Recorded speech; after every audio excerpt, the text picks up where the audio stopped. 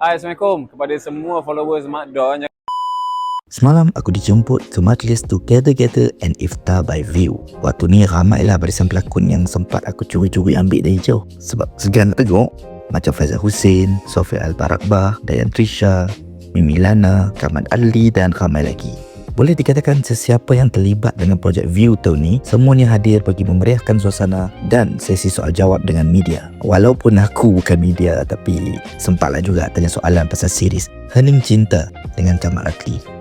Nasib baik dia spot rim. Dalam majlis View ni bukan saja dia showcase projek-projek lama, malah projek-projek baru yang lepas telah, sedang dan akan tayang untuk tahun 2026 ni, termasuklah series yang viral dengan aksi-aksi kontroversi iaitu Walik. Rekod terbanyak viewers for one day. Aku agak terkejut sebenarnya sebab tahun ni senarai projek yang diumumkan oleh View agak banyak berbanding tahun lepas dan genre dia memang pelbagai.